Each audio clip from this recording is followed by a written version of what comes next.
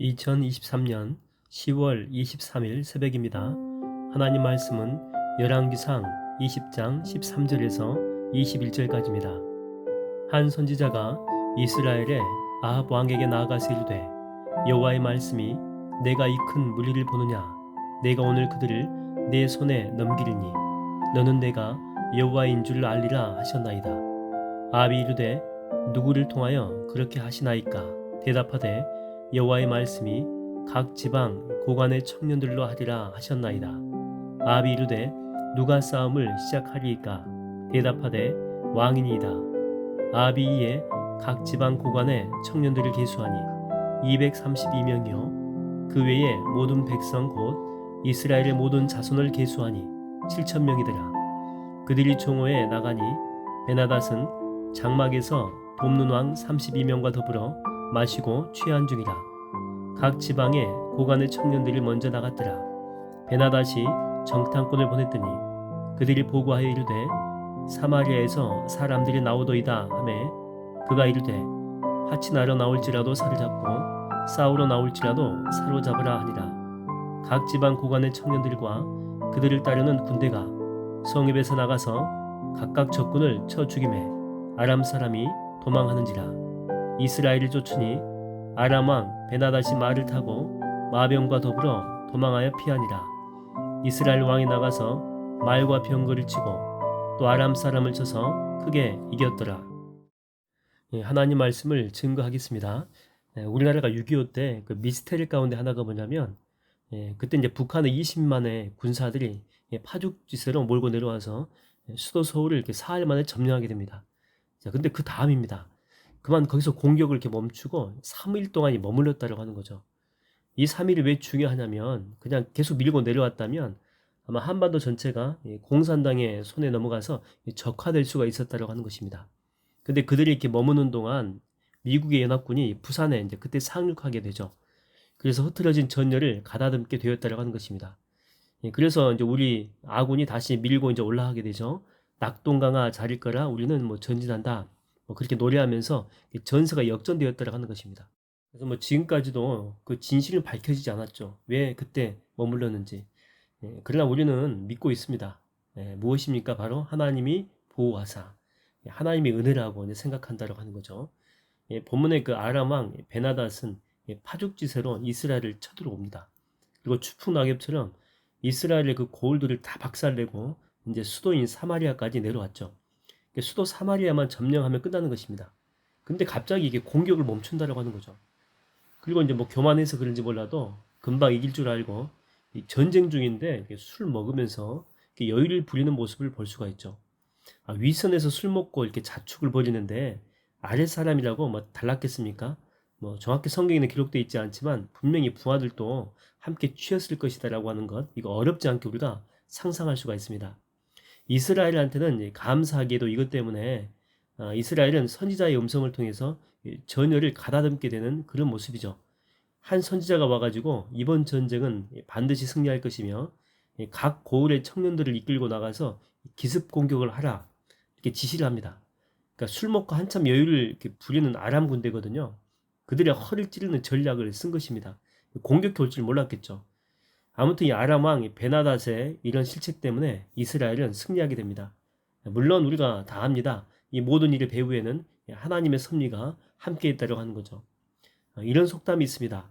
하늘이 무너져도 솟아날 구멍은 있다. 그러니까 뭐 사람이 죽으라는 법만 있는 것이 아니다라고 하는 거죠. 잘 살펴보게 되면 그 위의 전쟁처럼 전혀 가망 없어 보이는 그런 상황이지 않습니까? 그럼에도 불구하고 이렇게 잘 보면 틈이 있다라고 하는 거예요. 틈이. 헤쳐나갈 구멍이 있다고 하는 것입니다. 그런데 그 구멍은 혹은 뭐 또 길이라고도 할 수 있죠. 이것은 누구에게 보여지느냐, 누가 이 길을 알 수 있느냐라고 하는 건데 위 전쟁의 그 과정을 보면 알 수 있습니다. 위 전쟁은 어떻게 이깁니까? 그렇죠? 하나님의 말씀에 이제 순종합니다. 하나님께서 뭐라고 말씀하시냐면 아합 왕이 직접 232명의 청년들을 이끌고 나가라 그렇게 이야기합니다. 이게 하나님 말씀이었죠. 근데 솔직히 이것은 말이 안 되는 거거든요. 하나님이 나를 이렇게 죽이려고 뭐 작정했구나 이렇게 반응할 수 있습니다. 왜냐하면 지금 밖에는 32개의 그 왕들의 연합군이 지금 진을 치고 있잖아요. 근데 고작 232명입니다. 그것도 전쟁 경험도 없는 이 청년들을 이렇게 데리고 나가라고 하는 거죠.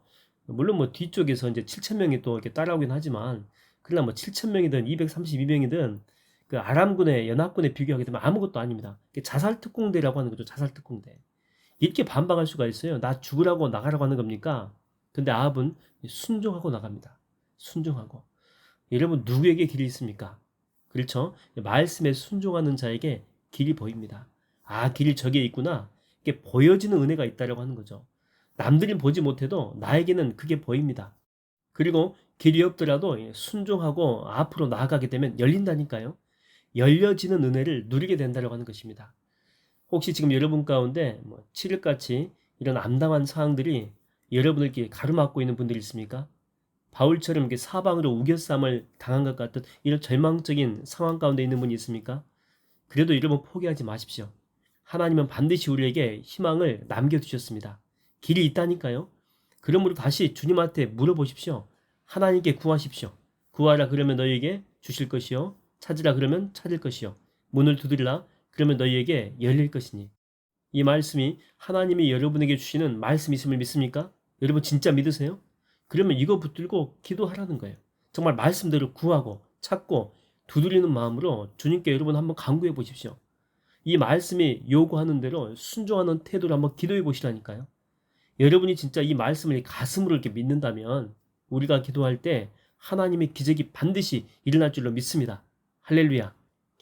어제는 이제 제 서가에 있던 그 책 중에서 아무거나 이게 들고 잠깐 읽어봤는데, 소 제목 중에 하나가 이런 제목이 있었습니다. 요청하는 것을 부끄러워하지 마라. 요청하는 것, 부탁하는 거죠. 이것을 부끄러워하지 말라는 거예요. 그 내용에 보니까 이제 어떤 자수성가한 분이 있었는데, 처음에 이분도 남한테 그 무엇인가를 요청하는 것에 대해서 뭐 자존심 상하기도 하고 거절당할까봐 두려움이 있었다라고 하는 거죠. 그래서 여러 가지 이유로 요청을 잘 못했는데, 가만히 자기 인생을 보니까 자기가 지금까지 얻게 된 것 잘 살펴보니까 다 요청했기 때문에, 부탁했기 때문에 받았던 거라는 그 사실을 알게 된 거죠. 회사가 어려움에 이제 처했을 때가 있었는데, 뭐 자존심 구기고 자기가 아는 모든 사람들한테 다 요청했대요. 뭐 이 사람 부탁해서 안 되면 뭐 다른 사람한테 부탁하고 또 이렇게 다른 사람한테. 그러다가 자기를 돕는 이 사람을 만나게 된 거죠.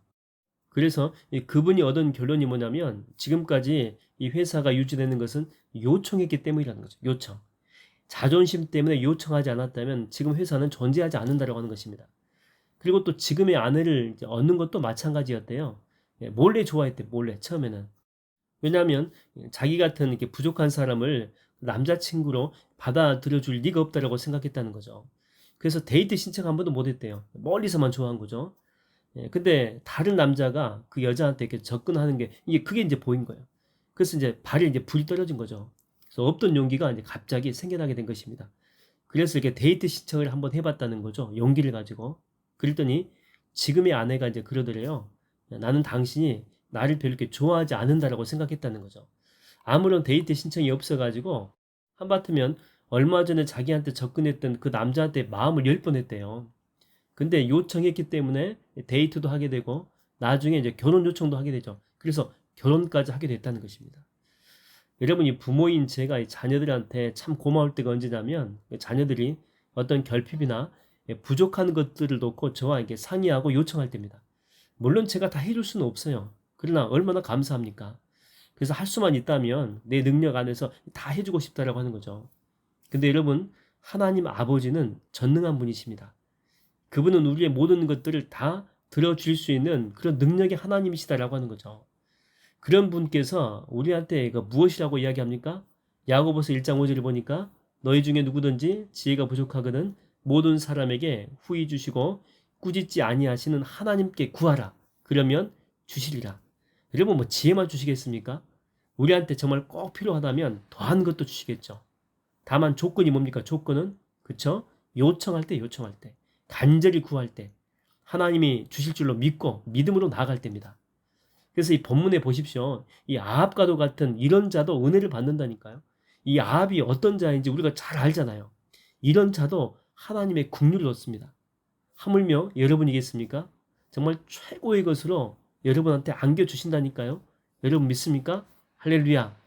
오늘 또 이런 능력의 주님을 붙들고 승리하는 날이 되기를 주의 이름으로 축원드립니다. 아멘.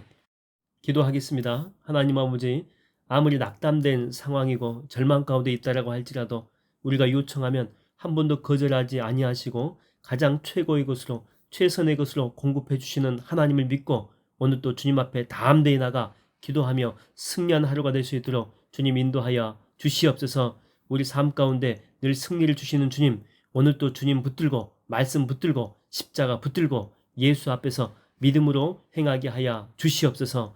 예수님의 이름으로 기도하옵나이다. 아멘.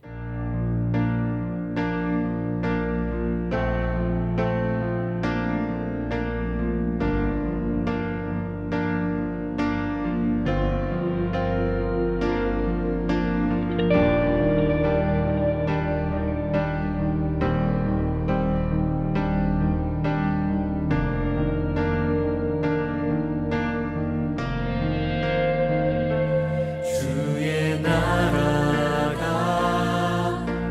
임할 때 하나님 임재하실 때 예배가 회복되면 기적은 일어나네.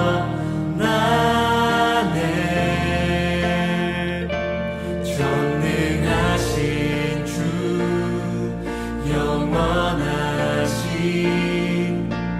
능력의 통치자 자유가 선포되어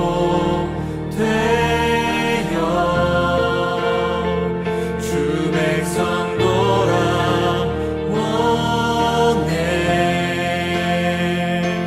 하나님 나라 임하소서.